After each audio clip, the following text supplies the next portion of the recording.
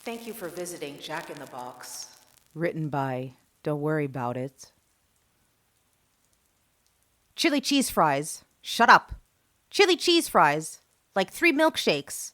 Shut the fuck up. You already ordered. I wrote it down before I pulled up. Now let me fucking order it. Nobody likes being the double D.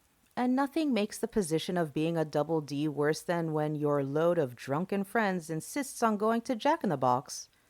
When they finally calmed down, I rolled down my window to find that the woman on the other end was in the middle of a sentence. In the box, how may I help you? Hi, welcome to Jack in the Box. How may I help you? It wasn't enough to make me suspicious in the moment. She was probably just a tired employee who didn't have the patience to watch the security footage to see when my window would roll down and instead decided to repeat the opening line over and over again. Yeah, can I get a... Hi, welcome to Jack. That one threw me a little more. It was odd, but I just cut her off impatiently. Yes, hi. Oh. There was a moment of static. Hi. Hi, can I get a... I ordered. No point in enumerating every last thing. It was a lot of greasy food for a lot of drunk college students. When I had finished, the response was simply, "Is that all?" The female voice was small and frail, and sounded scared and slightly breathless. I paused. I was starting to get nervous. There were no other cars in the CVS parking lot. There weren't even any kids loitering around the 7-Eleven, which was usually common at that time of night on a Friday. The lights were all functional, though, and there were cars going about on Abbott Avenue right beyond the low lining of bushes at the edge of the lot. I tried to feel relieved. It was 2 a.m, and I was dealing with a timid, odd night owl employee. Yeah. Come to the first window. This time the voice was much stronger. It was full-bodied and professional. It was shocking in a way that I didn't really understand.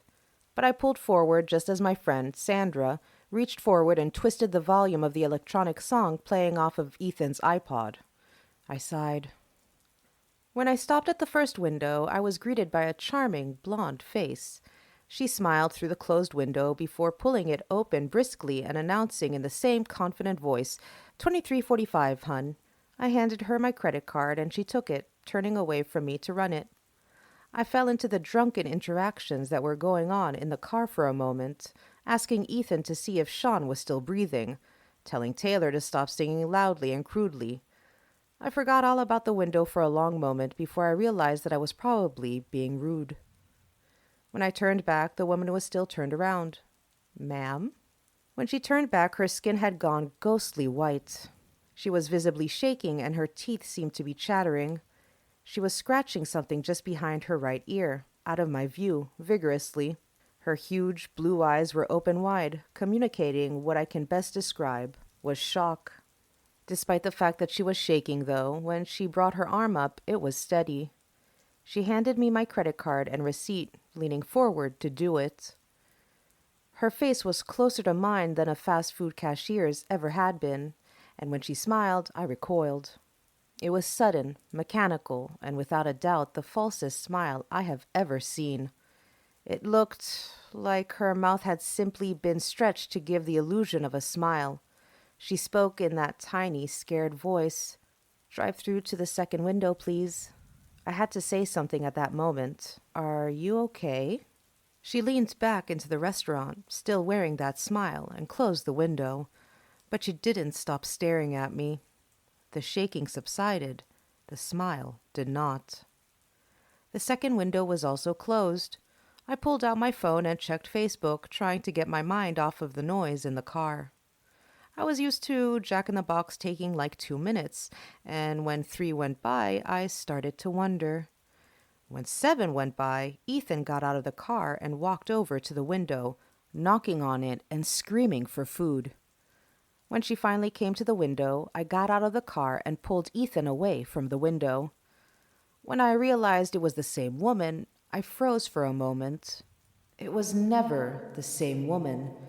Either it was 2 different people, or they just closed the first window. It was an inefficient way to run a fast food place, and it just wasn't done.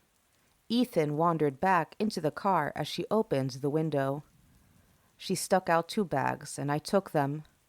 She wasn't shaking anymore. She looked calm except for her vacant expression. She was looking right through me. "Are you okay, ma'am?" I noticed at that moment that I couldn't hear any sound coming from inside the restaurant.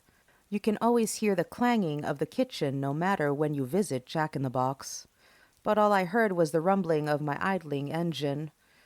Suddenly, the woman's eyes snapped to me, and once again they got big.